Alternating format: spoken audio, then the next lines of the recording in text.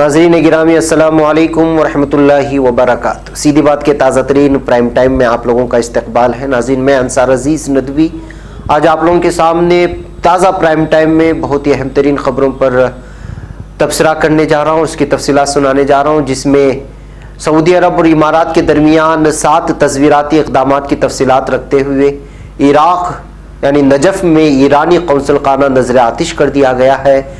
उसकी वजह से जो वहाँ हंगामे बरपा हैं उस पर मैं तफसीलात से रखूँगा। उधर VHP और RSS ने ऐलान किया है कि वो 6 दिसंबर को शूर्य दिवस नहीं मनाएंगे और उसके अलावा दहशतगर्द ने दूसरे दहशतगर्द को मुहिब्बे वतन कहा है। इस तरह का बयान देकर प्रज्ञा को राहुल गांधी ने निशाने पर लिया है। दूसरी जानिब ये खबर भी आ रही है कि प्रज्ञा ठाकुर को दिफाई उमूर की पार्लिमानी कमेटी से बाहर कर दिया गया है। कुछ और अहम तरीन खबरें हैं, इन तमाम चीज़ों पर तबसरा करूंगा, तफसीलात रखूंगा। उससे पहले आप लोगों से दरख्वास्त है कि जिन लोगों ने हमारे चैनल को सब्सक्राइब नहीं किया सब्सक्राइब कर लें और हमारी इन वीडियोस को आप दूसरों तक पहुंचाने में हमारी मदद करें और 1 मिलियन सब्सक्राइबर्स के हमारे इस मिशन में शामिल हो जाएं और ज़्यादा से ज़्यादा लोगों को सब्सक्राइबर बनाने की कोशिश करें। दूसरी खबर यह है नाज़रीन, आप लोगों को मैंने कल भी ऐलान में बताया था कि बहुत सारे लोग जो है अपने ग्रुपों में हमारे लिंक्स हासिल करने के लिए, वीडियोस हासिल करने के लिए ग्रुपों में ऐड कर लेते हैं। उसमें से एक हमारा अहम तरीन नंबर था 8762783868, लेकिन उस नंबर को कंपनी ने इस वक्त ब्लॉक कर दिया है। बहुत ज़्यादा आप लोगों तक खबरें पहुंचाने, लिंक शेयर करने की वजह से ऐसे बहुत सारे नंबर्स हमारे ब्लॉक होते रहते हैं। बहरकैफ हम दूसरा रास्ता ढूंढ लेते हैं। अब जो नया नंबर मैं दे रहा हूँ वो 6360435209 है, यानी 6360435209। आप इसको अपने ग्रुपों में ऐड करें ताकि हमारे लिंक्स और हमारी वीडियोस आप तक पहुंचते रहें जो लोग यूट्यूब में नहीं देखते। बहरकैफ आइए नाज़रीन, सबसे पहले हम बात करते हैं सऊदी अरब और इमारात की। सऊदी अरब के वलीअहद शहजादा मोहम्मद बिन सलमान बिन अब्दुल अजीज़ ने बुध के रोज़ मुत्तहिदा अरब इमारात के दौरे के दौरान इमाराती क़यादत से मुलाकात की है। इस मौके पर दोनों रहनुमाओं की ज़ेर सदारत सऊदी अरब इमारात के दरमियान कायम राबिता कौंसिल की इजलास की सदारत की गई। अबू धाबी में होने वाले इस इजलास में दो तरफा तज़वीराती शराकत को फ़रोग़ देने के लिए 7 नए इक़दामात का ऐलान किया गया है, जिनकी तफसील ज़ैल में पेश की जा रही है, यानी यहाँ हम पेश आपके सामने करेंगे। सबसे पहले मुश्तरिका सियाहती वीज़ा, यानी मुत्तहिदा अरब इमारात में वज़ारती इक़्तिसादियात के साथ रियासत में जनरल अथॉरिटी बराए सयाहत और कौमी सकाफती वर्से के माबैन दोनों ममालिक के बाशिंदों के लिए मुश्तरिका सियाहती वीज़ा जारी करने पर इत्तेफाक किया गया है। इससे दोनों मुल्कों के माबैन सियाहत के फ़रोग़ और दोनों ममालिक की कौमी मईशत में सियाहत की शराकत में इजाफा करने में मदद मिलेगी। इसके अलावा कस्टम कॉरिडोर के माबैन ट्रैफिक की रवानी को आसान बनाना। सऊदी अरब में कस्टम्स की जनरल अथॉरिटी और मुत्तहिदा अरब इमारात में फेडरल कस्टम अथॉरिटी के दरमियान ट्रैफिक के बहाव को आसान बनाने के लिए मुश्तरिका हिकमत अमली इख्तियार करने का ऐलान किया गया। इस इक़दाम के नतीजे में दोनों ममालिक के माबैन कस्टम कॉरिडोर पर तिजारती ट्रैफिक के बहाव में आसानी पैदा होगी और कस्टम ताउन में इजाफा होगा। इसके अलावा फूड सिक्योरिटी की मुश्तरिका हिकमत अमली भी अपनाई गई है। इस इक़दाम का मकसद दोनों ममालिक के माबैन फूड सिक्योरिटी के शोबे में ताउन करना, ताकि बाज़ाब्ता तौर पर ख़ास तौर पर इस खित्ते में दोनों ममालिक को दरपेश ग़िज़ाई चैलेंजों पर काबू पाना यकीनी बनाया जा सके। इसके अलावा साइबर सिक्योरिटी के सिलसिले में भी इक़दामात किए गए। साइबर सिक्योरिटी का मकसद दोनों ममालिक में साइबर सिक्योरिटी को बढ़ाना और हर मुल्क के लिए काबिल एतमाद साइबर स्पेस की फराहमी की हिमायत करना, जिसके ज़रिए इलेक्ट्रॉनिक खिदमात और लेन देन को महफूज तहफ़्फ़ुज़ फराहम किया जा सके। दोनों ममालिक के माबैन ताउन दोनों ममालिक को निशाना बनाने वाले साइबर हमलों की रोकथाम और इस मैदान में मुश्तरिका कोशिशों को आगे बढ़ाना है। और तीसरी चौथी बात यह है कि आम डिजिटल करेंसी के सिलसिले में भी कुछ इक़दामात किए गए। दोनों ममालिक की मुतादिद बैंकों के माबैन तजुर्बाती और खुसूसी बुनियाद पर इलेक्ट्रॉनिक डिजिटल करेंसी जारी करने का भी फैसला किया गया, ताकि जदीद टेक्नोलॉजी के तूल और अर्ज़ और माली इस्तेहकाम को बढ़ाने में उनकी फिजिबिलिटी का मुताला किया जा सके।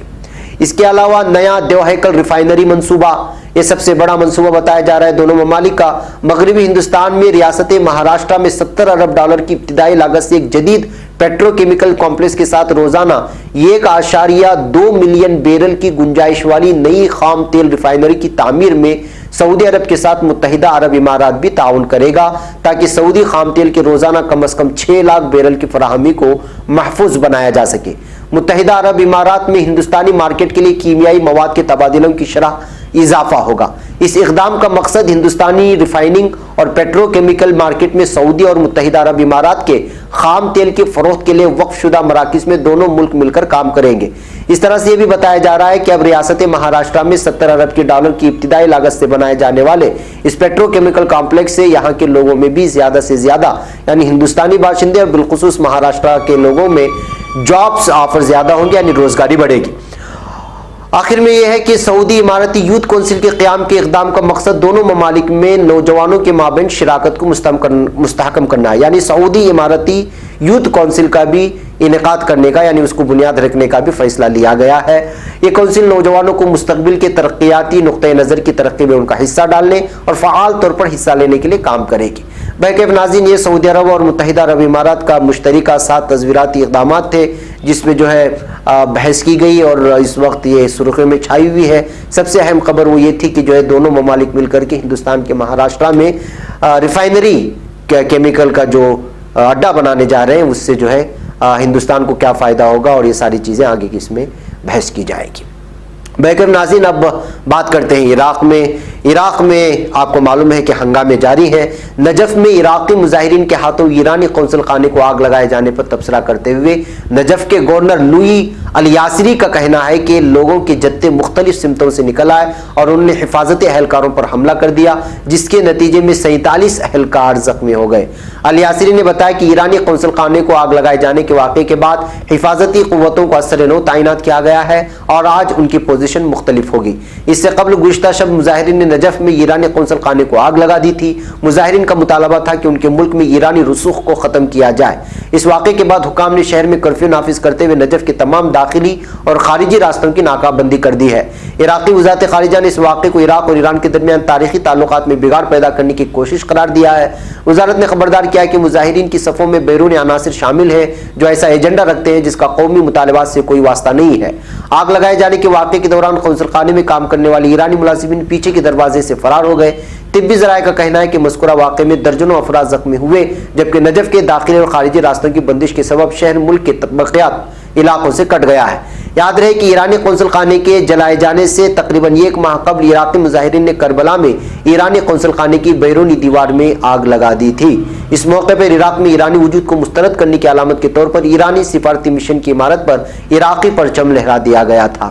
بہرکیف ناظرین، عراق میں ایران کی مداخلت کو لے کر کے ہمیشہ سے یہ باتیں بہت سارے تبصرے ہوتے رہے ہیں، لیکن حالیہ عراق میں جو حالات پیدا ہو رہے ہیں اس پر اگر منصفانہ اگر تبصرہ کیا جائے تو حقیقت یہ ہے کہ وہاں پر نوجوان بے روزگاری کے لیے اور تیل اور دیگر بہت سارے وہاں کے بنیادی مسائل کو لے کر کے جو ہے مشتعل تھے اور ہونا بھی چاہیے، ہر ملک میں ہوتا ہے، لیکن اس کا فائدہ اٹھا کر کے ایران اور عراق میں دوریاں بڑھانے کی بھی کوشش کی جا رہی ہے اور اس کا دشمن پوری طرح سے فائدہ اٹھانے کی کوشش کر رہا ہے۔ ایک طرف ایران میں بھی مظاہرے جاری ہیں، دوسری طرف عراق میں بھی مظاہرے جاری ہیں اور اس درمیان میں بہت سارے ایسے مسلم ممالک ہیں جہاں پر اس طرح ایک قسم کے جو ہے نوجوان کے اندر انقلابی شکل و صورت پیدا ہو رہی ہے اور یہ سب ان کے بنیادی چیزیں پورا نہ ہونے کی وجہ سے، جس میں جاب ہے اور بے روزگاری ہے اور مہنگائی بڑھ گئی ہے وغیرہ وغیرہ۔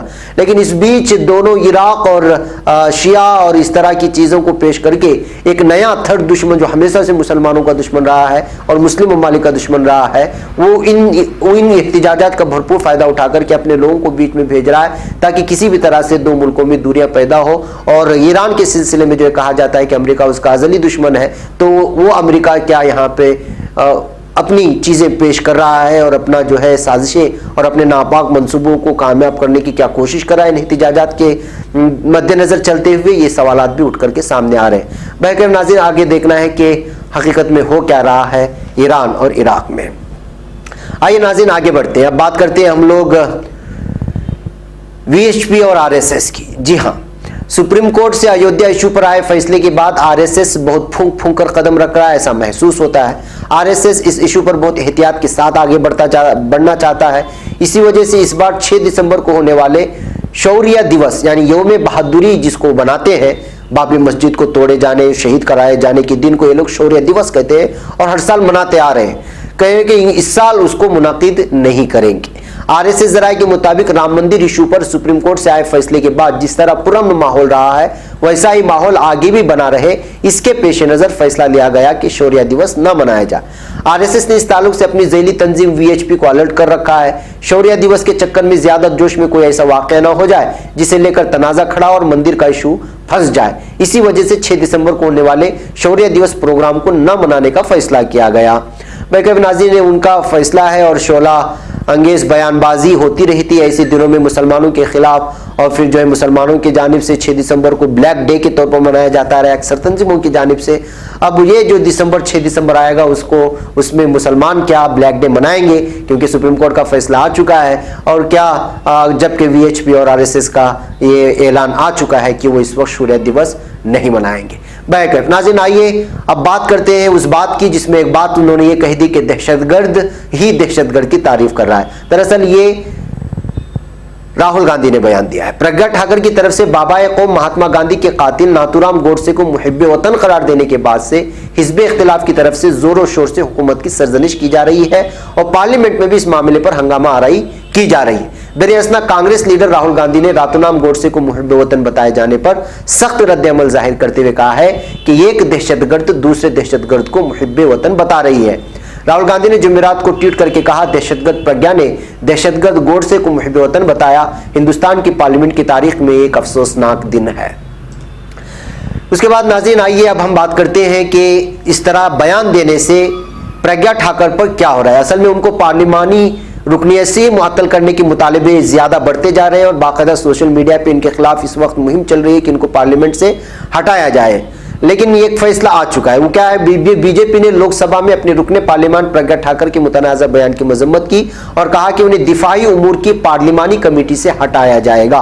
अभी कुछ दिन पहले ही उनको दिफाई उमूर के पार्लिमानी कमेटी में शामिल किया गया था, उनको रुकनियत दी गई थी, लेकिन इस बयान के बाद उनको फौरी हटाया जाने का फैसला लिया जाएगा। इस तरह बीजेपी के कारगुजार सदर जेपी नड्डा ने सहाफियों से कहा, बीजेपी लोकसभा एमपी प्रज्ञा ठाकुर के बयान की मजम्मत करती है, पार्टी ऐसे बयानात की हिमायत नहीं करती। नड्डा ने यह भी कहा कि हमने फैसला लिया है कि उन्हें दिफाई उमूर की पार्लिमानी कमेटी से हटा दिया जाएगा।